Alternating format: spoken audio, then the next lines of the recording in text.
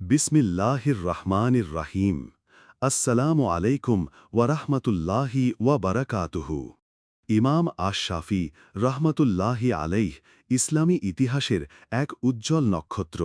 প্রিয় ভাই, বোন, বন্ধুগণ, ইতিহাসে এমন কিছু মানুষ আছেন যাদের জীবন শুধু একটি জাতি বা একটি প্রজন্মের জন্য নয়, বরং সমগ্র মানবতার জন্য আলোকবর্তিকা হয়ে থাকে। ইসলামী ইতিহাসের এমনই এক উজ্জ্বল নক্ষত্র হলেন ইমাম আশ-শাফি রহমতুল্লাহি আলাইহ।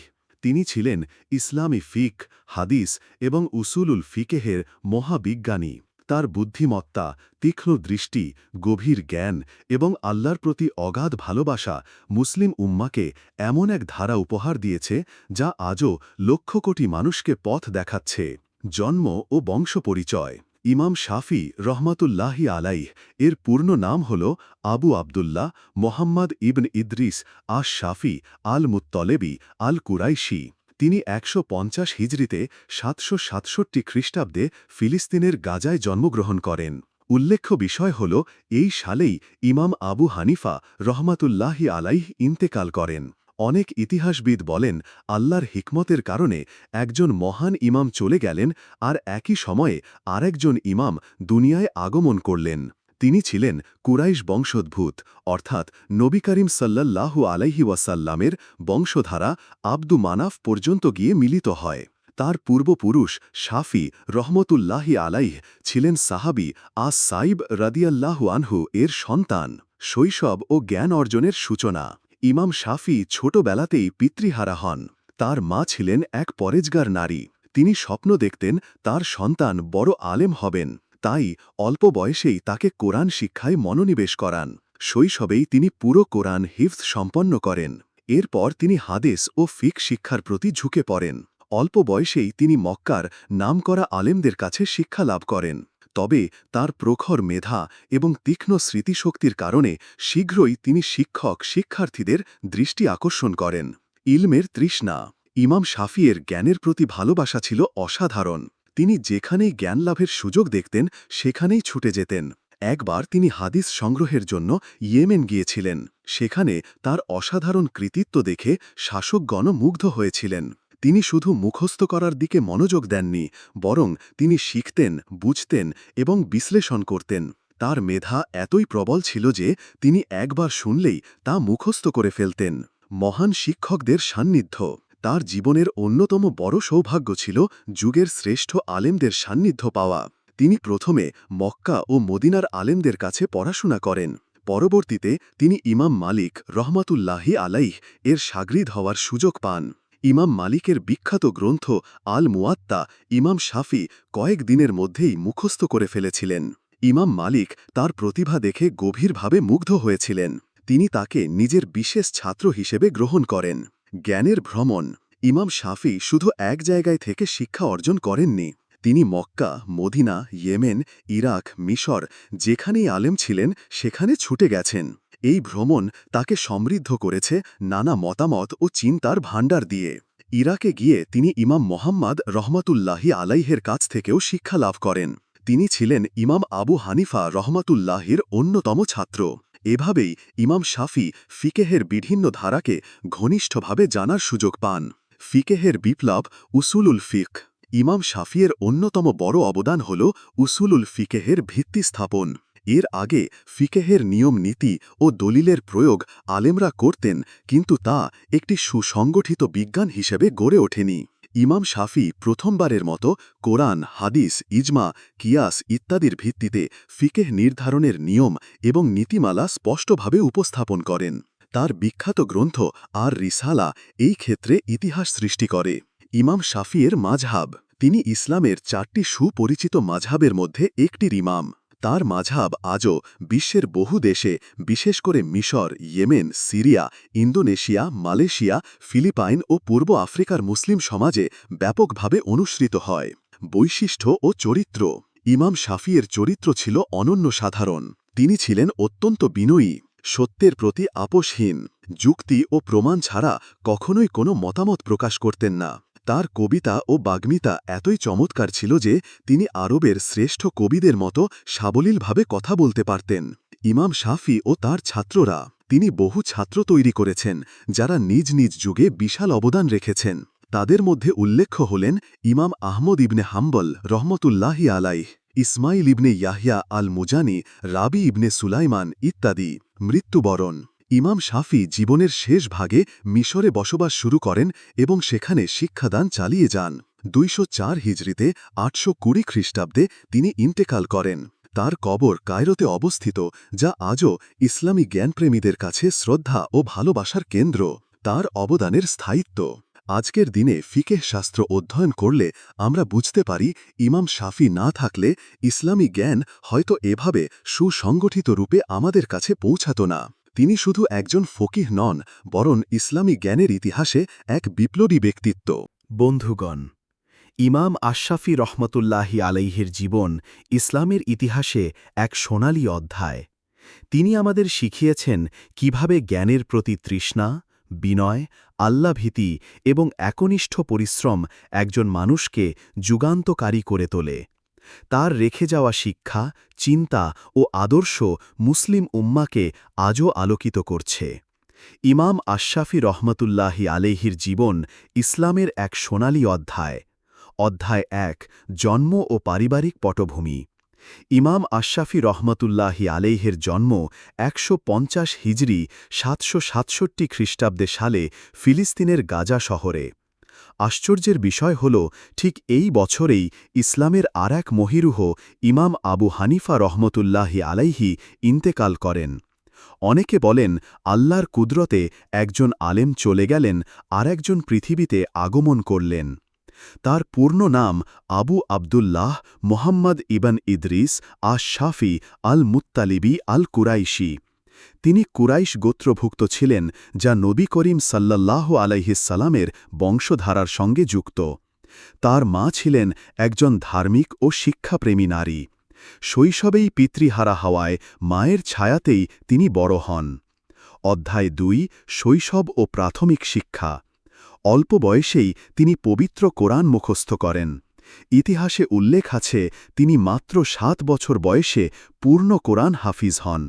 এরপর ১০ বছর বয়সে ইমাম মালিক রহমতুল্লাহি আলাইহের বিখ্যাত গ্রন্থ আল মুয়াত্তা মুখস্থ করেন। দারিদ্র্যের কারণে তার পড়াশোনা ছিল অত্যন্ত কষ্টসাধ্য। কাগজ কিনতে না পেরে তিনি কখনো হাড়ের টুকরায়, কখনো পাতা কিংবা কাঠের বোর্ডে লিখে পড়াশোনা চালিয়ে যেতেন। অধ্যায় ৩: জ্ঞানের প্রতি অগাধ তৃষ্ণা। শাফি রহমতুল্লাহি আলাইহি শুধু পড়াশোনাতেই সীমাবদ্ধ ছিলেন না, বরং তিনি আরবের কবিতা ও ভাষাশাস্ত্রও আয়ত্ত করেন। এজন্য তিনি মরুভূমির বেদুইনদের মাঝে গিয়ে বছর বছর বসবাস করেছেন, যাতে খাঁটি আরবি শিখতে পারেন। এভাবে তিনি আরবি ভাষায় এমন দক্ষতা অর্জন করেন যে পরবর্তীতে তার বক্তৃতা ও কবিতা শুনে বড় বড় কবিরাও মুগ্ধ হতেন। অধ্যায় ৪: ইমাম মালিক রহমতুল্লাহি আলাইহের শাগরিদ। ইমাম শাফি রহমতুল্লাহি আলাইহি জ্ঞান অন্বেষণে মদিনায় যান এবং সেখানে ইমাম মালিক রহমতুল্লাহি আলাইহের শাগরিদ হওয়ার সুযোগ পান।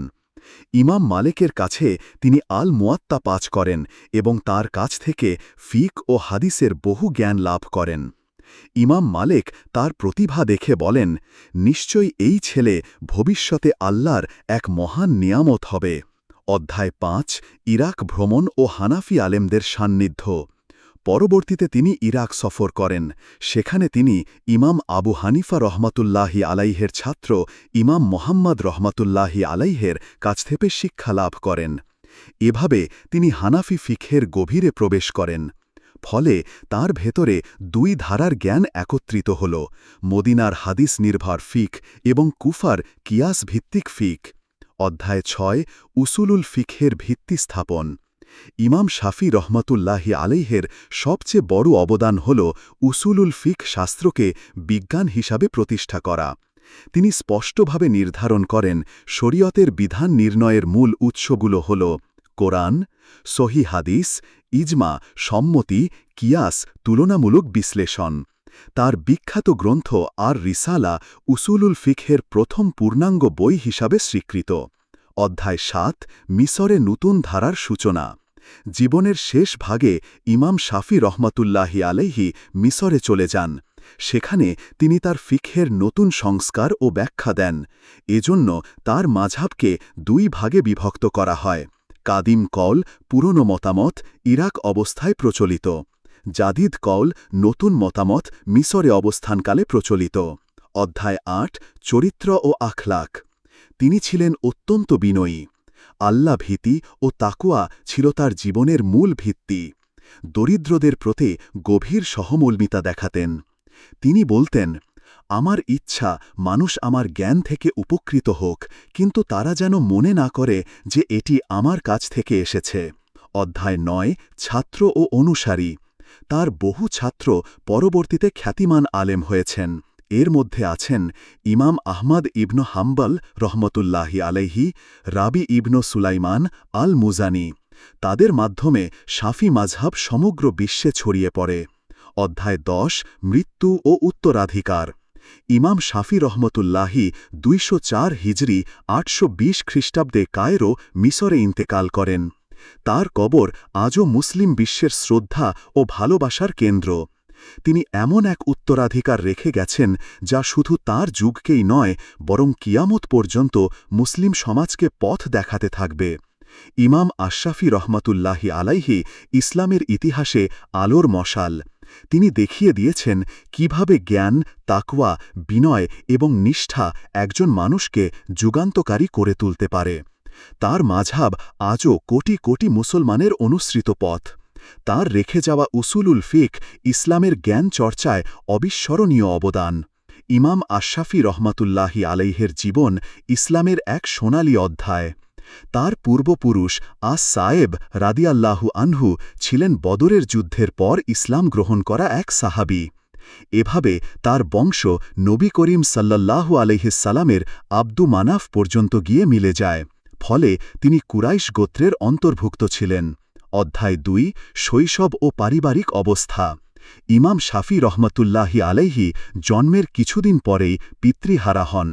মায়ের দায়িত্বেই তিনি বড় হন। তার মা ছিলেন শিক্ষানুরাগী ও পরেহেজগার নারী। অভাব অনটনের মাঝেও মা চেয়েছিলেন তার সন্তান বড় আলেম হোক। এজন্য তিনি মক্কায় চলে আসেন, যাতে সন্তানকে ইসলামী জ্ঞানচর্চার কেন্দ্রস্থলে লালন পালন করতে পারেন। শৈশবেই শাফি রহমতুল্লাহে আলাইহি পুরো কোরআন মুখস্থ করেন। কেবল ৭ বছর বয়সেই তিনি হাফিজুল কোরআন হয়ে যান। এরপর ১০ বছর বয়সে তিনি আল মুয়াত্তা ইমাম মালিকের রচিত সম্পূর্ণ মুখস্থ করেন। অধ্যায় ৩ শিক্ষার প্রতি অদম্য আগ্রহ। তার পরিবার দরিদ্র ছিল। কাগজ কিনতে না পারায় তিনি হাড়, চামড়া বা খেজুর পাতায় লিখে পড়াশোনা করতেন। শাফি রহমতুল্লাহি আলাইহির স্মৃতিশক্তি ছিল অসাধারণ। তিনি একবার কোনো লেখা বা হাদিস পড়লে সহজে ভুলতেন না। এছাড়া তিনি শুধু কোরআন হাদিসেই সীমাবদ্ধ থাকেননি। আরবি ভাষা ও সাহিত্যের বিশুদ্ধ রূপ অর্জনের জন্য তিনি মরুভূমির বেদুইনদের মাঝে বহু বছর বসবাস করেন। এতে তিনি এমন উচ্চমানের ভাষাশৈলী অর্জন করেন যে তার কবিতা ও বক্তৃতা শুনে মানুষ বিস্মিত হতো। অধ্যায় ৪ ইমাম মালিক রহমতুল্লাহি আলাইহির শাগরিদ। ইলম অন্বেষণে তিনি মদিনায় যান। সেখানে তিনি মহান আলেম ইমাম মালিক রহমতুল্লাহি আলাইহির ছাত্র হওয়ার সৌভাগ্য লাভ করেন। ইমাম মালিক তার আল মুয়াত্তা বই শুনে আবৃত্তি করলে বিস্ময়ে বলেছিলেন, আমি এমন ছাত্র কমই দেখেছি যে এত অল্প বয়সে এত মেধাবান। ইমাম মালিক তাকে নিজের প্রিয় ছাত্র হিসাবে গ্রহণ করেন। এভাবেই শাফি হাদিস ভিত্তিক ফিকহে গভীর জ্ঞান অর্জন করেন। অধ্যায় ৫ ইরাক সফর ও হানাফি আলেমদের সান্নিধ্য। মদিনায় জ্ঞানার্জনের পর তিনি ইরাক সফর করেন। সেখানে তিনি ইমাম আবু হানিফা রহমতুল্লাহি আলাইহির শিষ্য ইমাম মোহাম্মদ ইবনু হাসান আশ শাইবানির সান্নিধ্যে আসেন। এর ফলে শাফি রহমতুল্লাহি আলাইহি হানাফি মাযহাবের যুক্তিনির্ভর ফিক সম্পর্কে ধারণা লাভ করেন। এভাবে তার ভেতরে দুটি ধারার সমন্বয় হল: মদিনার হাদিস নির্ভর ফিক, কুফার কিয়াস ভিত্তিক ফিক। এই সমন্বয়ের ফলেই পরবর্তীতে তিনি উসুলুল ফিকহের ভিত্তি গড়ে তুলতে সক্ষম হন। অধ্যায় ৬ রাজনৈতিক ও সামাজিক প্রেক্ষাপট। ইমাম শাফি রহমতুল্লাহি আলাইহির জীবদ্দশায় মুসলিম বিশ্ব ছিল আব্বাসীয় খেলাফতের অধীনে। তখন রাজনৈতিক অস্থিরতা, বিদ্রোহ এবং বিভিন্ন চিন্তার সংঘাত বিদ্যমান ছিল। একদিকে হাদিসপ্রেমী আলেমরা বলতেন শুধু কোরআন হাদিসই যথেষ্ট, অন্যদিকে যুক্তিনির্ভর আলেমরা বলতেন পরিস্থিতি অনুযায়ী কিয়াস প্রযোজ্য। এই দুই পক্ষের মাঝে ভারসাম্য তৈরি করেছিলেন ইমাম শাফি রহমতুল্লাহি আলাইহি। তার আর রিসালা গ্রন্থই ছিল উভয়ের মধ্যে সেতুবন্ধন। অধ্যায় ৭ উসুলুল ফিকহের প্রতিষ্ঠা। ইমাম শাফি রহমতুল্লাহি আলাইহির সবচেয়ে বড় অবদান হল উসুলুল ফিকহকে একটি স্বাতন্ত্র্য শাস্ত্র হিসাবে প্রতিষ্ঠা করা। তিনি ৪টি মূল উৎস নির্ধারণ করেন। কোরআন, ইসলামী শরীয়তের সর্বপ্রথম ও প্রধান উৎস; সহি হাদিস, নবী করিম সাল্লাল্লাহু আলাইহি সাল্লামের কথা, কাজ ও অনুমোদন; ইজমা, আলেমদের সর্বসম্মত মত; কিয়াস, পূর্বনির্ধারিত শরীয়তের সাথে তুলনা করে নতুন সমস্যার সমাধান। এ নীতিমালা মুসলিম উম্মাকে ফিকহ চর্চায় একটি স্থায়ী কাঠামো প্রদান করেছে। অধ্যায় ৮ মিসরে আগমন ও নতুন ফিকহ।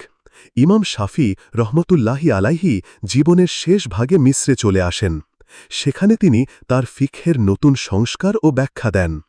এজন্য তার মাযহাবকে বলা হয় কাদিম কওল, পুরনো মতামত, ইরাকে অবস্থানকালে প্রচলিত; জাদিদ কওল, নতুন মতামত, মিসরে অবস্থানকালে প্রচলিত। আজকের দিনে শাফি মাযহাব মূলত এই জাদিদ কওলের ভিত্তিতেই অনুসৃত।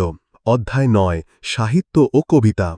ইমাম শাফি রহমতুল্লাহি আলাইহি শুধু ফকিহ নন, তিনি একজন অসাধারণ কবিও ছিলেন। তার রচনাবলী পড়লে দেখা যায় তাতে গভীর আধ্যাত্মিকতা ও দার্শনিকতা প্রকাশ পায়। তার কবিতায় পাওয়া যায় দুনিয়ার অস্থায়িত্বের বর্ণনা, আল্লাহর প্রতি ভরসা, জ্ঞান অর্জনের গুরুত্ব, তাকওয়া ও বিনয়ের শিক্ষা। আরব সাহিত্যবিদরা বলেন যদি তিনি আলেম না হতেন তবে আরবের সেরা কবিদের একজন হতেন। অধ্যায় ১০ আখলাক ও ব্যক্তিত্ব। তিনি ছিলেন বিনয়ী, কখনো অহংকার করতেন না। দরিদ্রদের প্রতি অত্যন্ত সহানুভূতিশীল ছিলেন। সত্যের ব্যাপারে আপোষহীন ছিলেন। সব সময় প্রমাণ ও দলিল ভিত্তিক কথা বলতেন। তার কথাবার্তায় প্রজ্ঞা ও কবিতার সৌন্দর্য ঝরে পড়ত। অধ্যায় ১১ তার ছাত্র ও অনুসারীরা। তার অনেক ছাত্র ছিলেন যারা পরবর্তীতে ইসলামী জ্ঞান চর্চায় গুরুত্বপূর্ণ অবদান রেখেছেন। ইমাম আহমদ ইবন হাম্বল রহমতুল্লাহি আলাইহি, রাবি ইবন সুলাইমান, আল মুজানি, আল বুয়ুতি, তাদের মাধ্যমেই শাফি মাযহাব বিশ্বজুড়ে ছড়িয়ে পড়ে। অধ্যায় ১২ মৃত্যু। ইমাম শাফি রহমতুল্লাহি আলাইহি ২০৪ হিজরি ৮২০ খ্রিস্টাব্দ মিসরের কায়রো শহরে ইন্তেকাল করেন। তার কবর আজও লক্ষ লক্ষ মুসলিমের দোয়া ও ভালোবাসায় ভরে ওঠে। অধ্যায় ১৩ শাফি মাযহাবের বিস্তার। আজকের দিনে শাফি মাযহাব বিশ্বের বহু অঞ্চলে অনুসৃত হয়। মিসর, Yemen, Syria, Indonesia, Malaysia, Philippines, পূর্ব আফ্রিকার কিছু অঞ্চল। এ অঞ্চলের কোটি কোটি মুসলিম আজও তার শিক্ষা মেনে জীবন পরিচালনা করে চলেছেন। অধ্যায় ১৪ উত্তরাধিকার ও প্রভাব। ইমাম শাফি রহমতুল্লাহি আলাইহির রেখে যাওয়া শিক্ষা শুধু ফিকহে সীমাবদ্ধ নয়, তিনি মুসলিম সমাজকে গবেষণার পথ শিখিয়েছেন। তিনি প্রমাণভিত্তিক চিন্তার দিক নির্দেশনা দিয়েছেন। তার উসুলুল ফিকহ আজও ইসলামী আইন প্রণয়নের ভিত্তি। উপসংহার। ইমাম আশ শাফি রহমতুল্লাহি আলাইহির জীবন ইসলামের ইতিহাসের এক উজ্জ্বল অধ্যায়। তিনি শিখিয়েছেন জ্ঞান অর্জনের পথে দরিদ্রতা বাধা নয়। কোরআন ও হাদিসকে কেন্দ্র করে প্রমাণভিত্তিক চিন্তাই হল ইসলামের মূলনীতি। তাকওয়া, বিনয় ও ন্যায়পরায়ণতা আলেমের আসল গুণ। আজও তার শিক্ষা মুসলিম সমাজকে আলোকিত করছে এবং কিয়ামত পর্যন্ত তা আলো ছড়াতে থাকবে। অধ্যায় ১ জন্ম ও বংশধারা। ইমাম আশ শাফি রহমতুল্লাহি আলাইহির জন্ম ১৫০ হিজরি ৭৬৭ খ্রিস্টাব্দ সালে ফিলিস্তিনের গাজায়। তার বংশ নবী করিম সাল্লাল্লাহু আলাইহিস সালামের বংশধারার সঙ্গে আব্দু মানাফ পর্যন্ত গিয়ে মিলে যায়। কোরআনে আল্লাহ তাআলা বলেছেন, নিশ্চয় আল্লাহ আদমকে, নূহকে, ইব্রাহিমের বংশধরদের এবং ইমরানের বংশধরদের বিশ্বজগতের ওপর শ্রেষ্ঠত্ব দান করেছেন। সূরা আলে ইমরান আয়াত ৩৩। এই আয়াত প্রমাণ করে আল্লাহ কিছু পরিবার ও বংশকে বিশেষভাবে সম্মানিত করেছেন। ইমাম শাফি রহমতুল্লাহি আলাইহি ছিলেন এমনই সম্মানিত বংশধারার উত্তরসূরি। অধ্যায় ২ শৈশব ও প্রাথমিক শিক্ষা। শাফি রহমতুল্লাহি আলাইহি ৭ বছর বয়সেই কোরআন মুখস্থ করেন। হাদিসে রাসূলুল্লাহ সাল্লাল্লাহু আলাইহিসসালাম বলেছেন, তোমাদের মধ্যে সর্বোত্তম সেই ব্যক্তি যে কোরআন শেখে এবং অন্যকে শেখায়। সহি বুখারী, হাদিস 5027। শৈশব থেকেই তিনি এই হাদিসের বাস্তব প্রতিচ্ছবি হয়ে ওঠেন। অধ্যায় ৩, শিক্ষার প্রতি অদম্য আগ্রহ। অভাবের কারণে কাগজ না থাকলেও তিনি জ্ঞান অর্জন বন্ধ করেননি। কোরআনে এসেছে, আর যারা আমাদের জন্য চেষ্টা করে অবশ্যই আমি তাদেরকে আমার পথে পরিচালিত করব। সূরা আনকাবুত, আয়াত ৫৯। শাফি রহমতুল্লাহি আলাইহির জীবনে এই আয়াতের বাস্তব প্রমাণ দেখা যায়। অধ্যায় ৪, ইমাম মালিক রহমতুল্লাহি আলাইহের শাগরিদ। তিনি মদিনায় গিয়ে ইমাম মালিক রহমতুল্লাহি আলাইহের শাগরিদ হন এবং আল মুয়াত্তা গ্রন্থ মুখস্থ করেন। হাদিসে আছে, আলেমরা হচ্ছেন নবীগণের উত্তরসূরি। আবু দাউদ, হাদিস ৩৬৪১। ইমাম শাফিয়ের এই শিক্ষা তার জন্য নবীগণের উত্তরাধিকার বহন করার প্রস্তুতি ছিল। অধ্যায় ৫, ইরাক সফর ও হানাফি আলেমদের সান্নিধ্য। তিনি ইমাম আবু হানিফার ছাত্র ইমাম মোহাম্মদ থেকে ফিক শিক্ষা নেন। হাদিসে আছে, জ্ঞান অর্জনের জন্য ভ্রমণ করো, কারণ জ্ঞানের জন্য ভ্রমণ করা ইবাদতের সমতুল্য। তাবরানী, মুজামুল কাবির। তার জ্ঞান ভ্রমণ এই হাদিসের প্রতিফলন। অধ্যায় ৬, রাজনৈতিক ও সামাজিক প্রেক্ষাপট। তখনকার সমাজে বিভিন্ন মতবিরোধ ছিল। শাফি উভয়ের মাঝে ভারসাম্য তৈরি করেন। কোরআনে আল্লাহ বলেন, এবং এভাবেই আমি তোমাদেরকে করেছি মধ্যপন্থী উম্মত। সূরা আল বাকারা, আয়াত ১৪৩। শাফিয়ের অবস্থান ছিল একেবারে মধ্যপন্থী। অধ্যায় ৭, উসুলুল ফিকহের প্রতিষ্ঠা। তিনি কোরআন, হাদিস, ইজমা ও কিয়াসকে শরীয়তের মূল উৎস হিসেবে নির্ধারণ করেন। কোরআনে বলা হয়েছে, হে ঈমানদারগণ, তোমরা আল্লাহর আনুগত্য করো, রাসূলের আনুগত্য করো এবং তোমাদের মধ্যে যারা কর্তৃত্বশীল তাদেরও। সূরা আন-নিসা, আয়াত ৫৯। এই আয়াত অনুযায়ী শরীয়তের বিধান নির্ধারণে রাসূল সাল্লাল্লাহু আলাইহিস সালামের সুন্নাহ এবং উলামাদের ইজমার গুরুত্ব স্পষ্ট। অধ্যায় ৮, মিসরে আগমন ও নতুন ফিকহ। মিসরে এসে তিনি নতুন ফিকহ বা জাদিদ কউল প্রবর্তন করেন। হাদিসে রাসূল সাল্লাল্লাহু আলাইহিস সালাম বলেছেন, প্রতিটি যুগে এমন আলেম আসবে যারা দ্বীনের অপব্যাখ্যা দূর করবে, মিথ্যা ধারণা খণ্ডন করবে এবং কোরআন সুন্নাহর সঠিক ব্যাখ্যা প্রদান করবে। মুসনাদে আহমাদ, হাদিস ১২৮৮৭। শাফি ছিলেন সেই যুগের আলেমদের একজন। অধ্যায় ৯, সাহিত্য ও কবিতা। তার কবিতা আধ্যাত্মিকতা, তাকওয়া ও দুনিয়ার অস্থায়িত্বকে কেন্দ্র করে। কোরআনে আল্লাহ বলেন, আর কবিদের অনুসরণ করে বিভ্রান্তরা, তারা এমন কথা বলে যা তারা করে না। সূরা আশ-শুআরা, আয়াত ২২৪-২২৬। কিন্তু শাফি রহমতুল্লাহি আলাইহের কবিতা ছিল এর বিপরীত, তিনি যা লিখতেন তাই পালন করতেন। অধ্যায় ১০, আখলাক ও ব্যক্তিত্ব। তিনি ছিলেন অত্যন্ত বিনয়ী ও ন্যায়পরায়ণ। রাসূল সাল্লাল্লাহু আলাইহিস সালাম বলেছেন, যে বিনয়ী হয় আল্লাহ তাকে উচ্চ মর্যাদায় পৌঁছে দেন। সহি মুসলিম, হাদিস ২৫৮৮। ইমাম শাফিয়ের জীবনে এই হাদিসের বাস্তব রূপ পাওয়া যায়। অধ্যায় ১১, ছাত্র ও অনুসারীরা। তার ছাত্রদের মধ্যে ইমাম আহমদ ইবনে হাম্বল বিশেষভাবে খ্যাত। হাদিসে এসেছে, যে ব্যক্তি মানুষের মধ্যে উত্তম জ্ঞান প্রচার করে সে পুনরুত্থানের দিন নবীদের সঙ্গে থাকবে। তিরমিজি, হাদিস ২৬৭৫। তার ছাত্ররা এই দায়িত্ব সঠিকভাবে পালন করেন। অধ্যায় ১২, মৃত্যু। ২০৪ হিজরি ৮২০ খ্রিস্টাব্দে মিসরে ইমাম শাফি রহমতুল্লাহি ইন্তেকাল করেন। হাদিসে রাসূল সাল্লাল্লাহু আলাইহিস সালাম বলেছেন, যখন মানুষ মারা যায় তার সব কাজ বন্ধ হয়ে যায়, তিনটি ছাড়া: সদকায়ে জারিয়া, উপকারী জ্ঞান এবং নেক সন্তান যে তার জন্য দোয়া করে। ইমাম শাফি রহমতুল্লাহি আলাইহের রেখে যাওয়া জ্ঞান আজও তার সওয়াবের ধারা অব্যাহত রেখেছে। অধ্যায় ১৩, ইমাম শাফি মাযহাবের বিস্তার। আজকের দিনে শাফি মাযহাব বিশেষভাবে অনুসৃত হয় দক্ষিণ পূর্ব এশিয়া, পূর্ব আফ্রিকা ও মধ্যপ্রাচ্যের বহু অঞ্চলে। কোরআনে আল্লাহ বলেন, আমি অবশ্যই কোরআনকে রক্ষা করব। সূরা আল হিজর, আয়াত ৯। কোরআনের এই রক্ষার অংশ হিসেবেই আল্লাহ যুগে যুগে আলেম পাঠিয়েছেন। ইমাম শাফি রহমতুল্লাহির মাযহাব কোরআনের বিধান রক্ষার মাধ্যম হয়ে আছে। অধ্যায় ১৪, উত্তরাধিকার ও প্রভাব। তিনি ইসলামী ফিকহকে প্রমাণভিত্তিক রূপ দেন। তার প্রভাব আজও সুদূর প্রসারী। রাসূল সাল্লাল্লাহু আলাইহিস সালাম বলেছেন, আল্লাহ প্রতিটি শতাব্দীর শুরুতে এমন একজনকে পাঠাবেন যিনি উম্মার জন্য দিনের পুনরুন্নবীকরণ করবেন। আবু দাউদ হাদিস 4291। ইমাম শাফি রহমতুল্লাহি আলাইহি তৃতীয় শতাব্দীর অন্যতম মুজাদ্দিদ। বন্ধুগণ, ইমাম শাফি রহমতুল্লাহি আলাইহের জীবন আমাদের শেখায় কোরআন হাদিস ভিত্তিক প্রমাণ ছাড়া দিনের কোনো বিধান গ্রহণযোগ্য নয়। জ্ঞান অর্জনে কষ্ট কোনো বাধা নয়, বরং বরকতের মাধ্যম। বিনয়, তাকওয়া ও ন্যায়পরায়ণতায় আলেমের আসল গুণ। তার রেখে যাওয়া উসুলুল ফিক মুসলিম উম্মাকে কিয়ামত পর্যন্ত আলোকিত করে যাবে। হে আল্লাহ, আমাদেরকে এবং আমাদের সন্তানদেরকে ইমাম শাফিয়ের মতো জ্ঞানে গুণে পরিপূর্ণ করে দাও। আমাদের সকলকে হেদায়াত নসিব করো, আমিন। ভিডিওটি এই পর্যন্ত দেখার জন্য আপনাকে অসংখ্য ধন্যবাদ।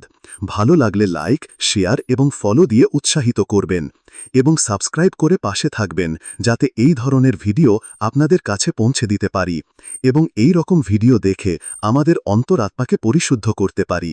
আসসালামু আলাইকুম ওয়া রাহমাতুল্লাহি ওয়া বারাকাতুহু।